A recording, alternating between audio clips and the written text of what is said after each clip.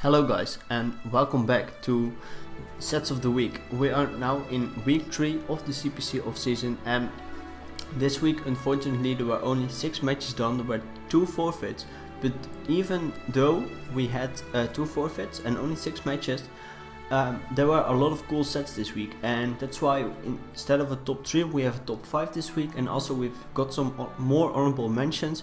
But I don't want this video to take forever, so the honorable mentions I won't show any footage of the game, so you have to watch the games themselves. If you most of them are, I think most of the games are on YouTube from the respective coaches, so go check them out. And if the matches are not up and you really want to see the matches, just PM me and I can send you the replay, or you can look it up yourself if you know the showdown names. So to start it off, some honorable mentions. So first of all, I want to give 2 honorable mentions. Like they are a bit, they kind of did the same thing this week, and they did it phenomenally. And above that, they are new mons introduced this generation, and that's always good to see. I think if you know more and more about these mons and more about what sets they can run, you get more familiar with the new generation. I think that's a learning experience that's good for everyone. So to top it off, we have had 2 choice carvers this week. One was Tsarina. Tsarina was adamant choice carve. It had a U-turn, dropkick, player of rapid spin. It was brought by Axie. Mainly it was just U-turn out when needed, and dropkick and player off was the coverage he needed. Rapid spin was just there if need be. Speed was just enough to outspeed from his opponent's team, just the fastest mon on it. He played against iPro, and this Tsarina, it was just a nice revenge for his team, and it got, I think, a few kills at least, and it almost won in the game. It was a really close game, and he only lost in a 1-0 fashion. And yeah, this Tsarina really put in the work for him. And then we had another choice card for this week.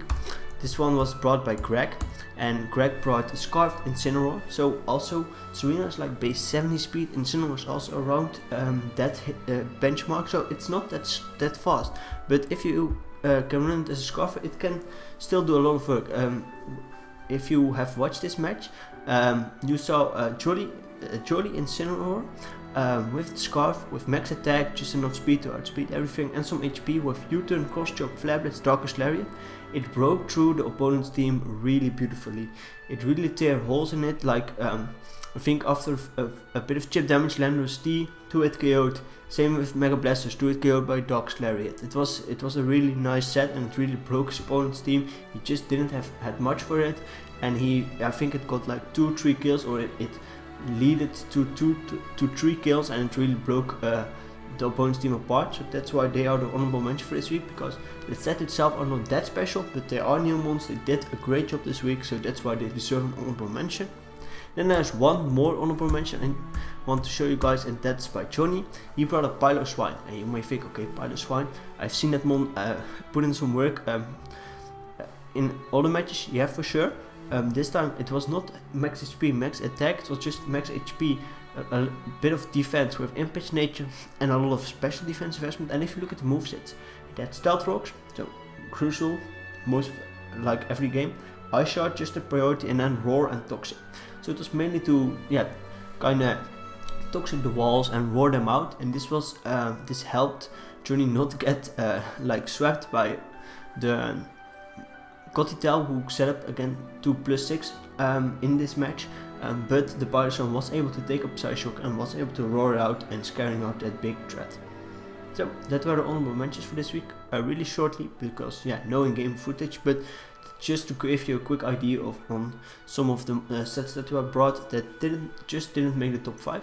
Then in the top 5, to start it off, after watching some other I think sets of the week a bit with the MPL, I did them with the podcast, and I was thinking to myself, why limit yourself to like heat on top of heat, and why not say if a set was maybe not the most, like it was creative, it was maybe not really heat, but it still put it in the finest of work, then I think it definitely also deserves a mention on this series.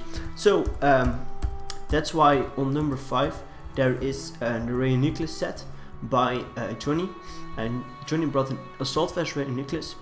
The thing is, he didn't give me the spread just yet, so I'm assuming it was max HP, max special defense. The moveset was Shadow Ball for the Tapu Lele, Psyshock just a general step, Knock Off for the Porygon 2, and then to top it off, Thunder for like the Charizard Y to hit that really hard. So I will show you like the end game of this match, why Greninjas has already put in some work, but yeah, it had come in so many times. It had also knocked off the P2's EV Light, so it did its job. The knockoff did also its job, and here you can just see the bulk it has, and with the regenerator ability it really tanks hits, can switch out and get hits back. So here you see, okay, it takes nothing from Thunderbolt. Psyshock does nearly half to the Charizard Y. The only problem is with Roost, it's kind of stalemate. He can't do much to it, and he can slowly chip it with Flamethrower. It's a 3-hit KO.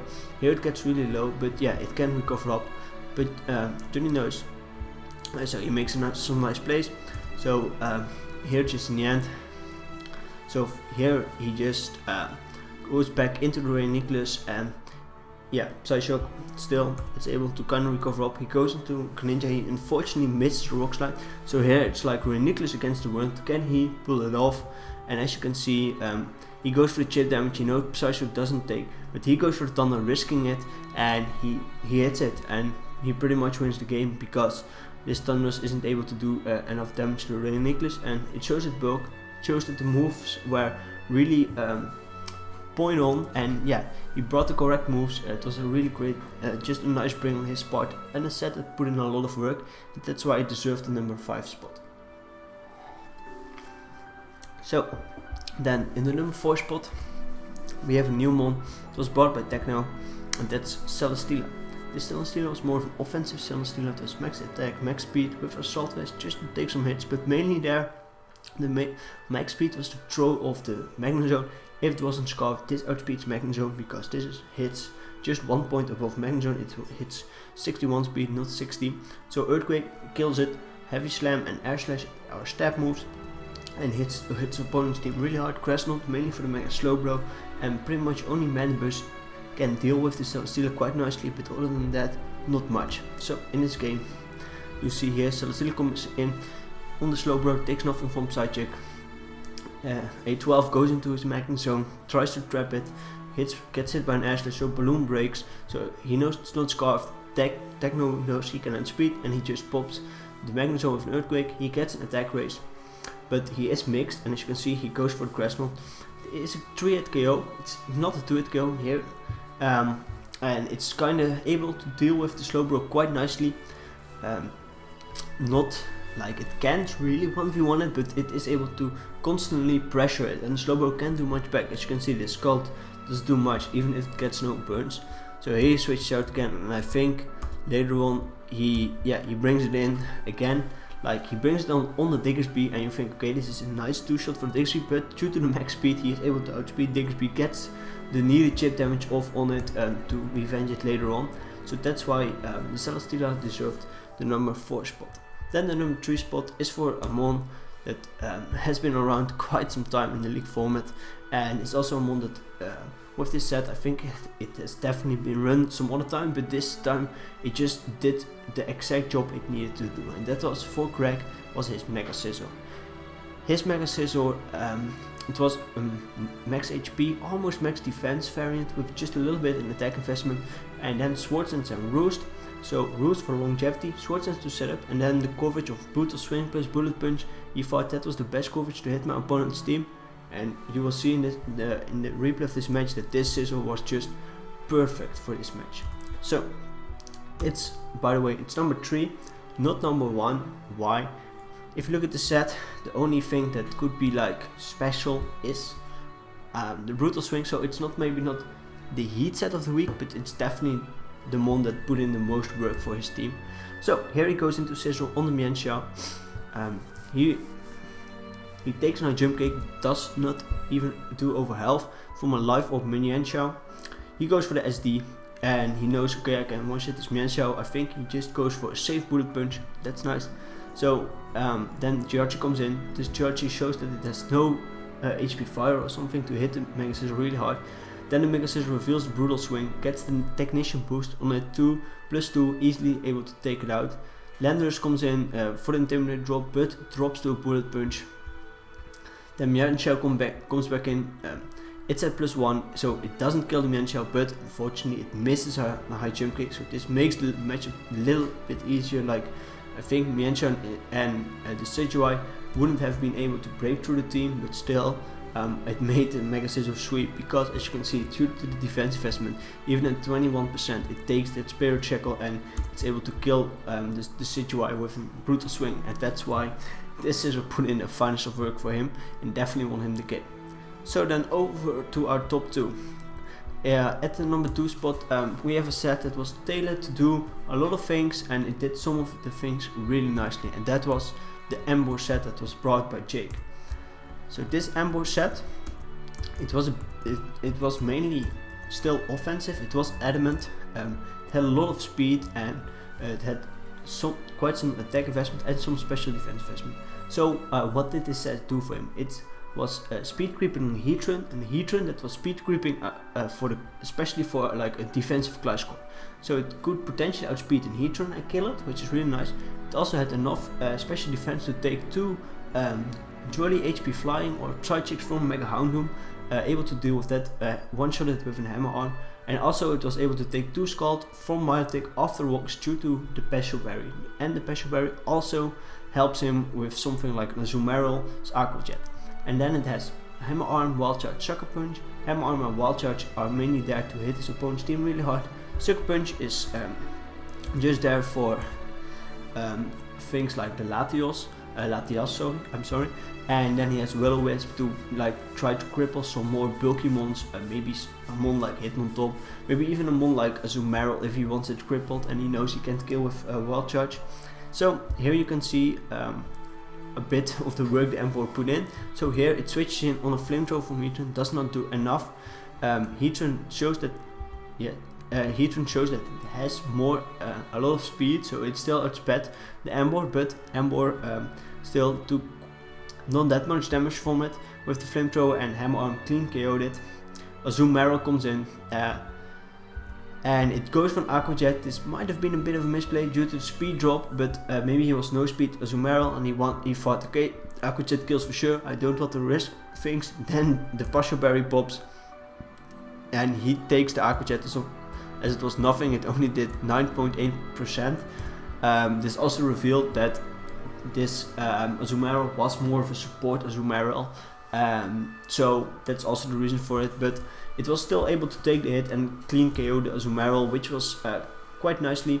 And then here I think it drops to the Lucario, but it was still a really nice set. I think Jake really put a lot of thought in his work in this set, and it was like he made this one mon that could deal with a lot of mons at the same time, and just picked out the right moves he needed, looked up for the right EVs, and I think this is really a crucial aspect of Draft League format, like building so specifically and tailoring one of your mons like specifically deal with certain threats is really great. And then we have the number 1 of the week. The mon of the week also goes to a new mon that is also tailored to take on pretty much a whole lot of mons. And most of the things are like the defensive mons that would normally switch into it, and that was the Kommo brought by Techno. So it was bulletproof to take, I don't know exactly what mons, but bulletproof was the preferred ability. Like bulletproof most of the time is better than like soundproof. Then it had enough speed to still outspeed certain threats, because it was sitting at the base 85 mark, so I think it was tailored to outspeed base 80s. Then it had leftovers to give some longevity, a lot of HP to take hits some bit better. Then the remainder in EVs were put in spin in attack and just the remainder in special attack. And then the moveset was Draco Meteor and Sky Uppercut and Taunt and Toxic. So one of the things, it was like there to revenge and able to deal with Taylor speed to a certain extent. So that's why Sky Uppercut was there and the speed was there. Then Draco Meteor was just to hit mons a little like really hard. But also, if a mon is hit by Draco Meteor, they think, oh, I can easily recover up because this mon is going to switch out, can't do much to me. But he can still taunt and toxic mons. And especially defensive threats like Mega Slowbro can really be crippled by a toxic, and especially in combination with the taunt. So it can't heal up anymore. So like Calm Mind Rest Talk set, Kommo can stop it. So I think that was really cool of this set. Here you will see a bit what it did in the match exactly. It didn't do as much as it could have done, but still, here it threatens out the Diggersby. Just went for safe sky uppercut because he couldn't risk any more. Is able to toxic the Mega Slowbro. Mega Slowbro reveals to be, I think, more offensive, so it does really a lot of damage with Psychic, but it's still able to take it. Here he switched out because he still wants to preserve it, and he knows Togekiss can now beat this Slowbro quite easily 1v1 due to the toxic I've got off. So yeah, the Togekiss is able to deal with it. Here he sacks his Golem. Yeah, so a few turns later, I think we're now nearing the end of the match. Here the Kriya is locked into Rock Slide due to the HP investment, can easily take a Rock Slide to Komodo, is able to kill it off with a Draco Meteor. Then it's like Koffing against the world. Koffing needs as much health as possible to be able to deal with the with the Togekiss. It's paralyzed, so it has a chance on fully paralyzed. This has potentially a poison move, so it could potentially beat the Togekiss 1v1 depending on how much HP it can get of it. So he thinks, okay, let me go for a toxic on the Komodo, but no, he gets stunted. He can't do anything. Yeah, he can still take a Draco Meteor and slowly kill off this Komodo because he has HP. I don't know which HP this was, but he had the inner power. But yeah, it's left at 3% due to the new paralyzed mechanics. The Togekiss is still outspeed, and if it connects, it wins the game. It did, so it was a really nice combo set. I think it was a set that nobody really expected, and it could have done more than it did, but still in this match I think it played a really nice role for his team. And yeah, I gave it the #1 spot because of a few reasons. One, new mon, I think the most creative set this week. Maybe not the one that put in the most work, but definitely the most creative set. And I think it also threw a 12 a bit of his game, which also helped him. And near the end, I think it played a nice role in securing the game. And it was also really nice to be able, something to be able to deal with the Diggersby a bit better. So that's why the combo was #1. But that's also wraps up this week's sets of the week, guys. So I hope you enjoyed, and I will see you guys next week. Bye.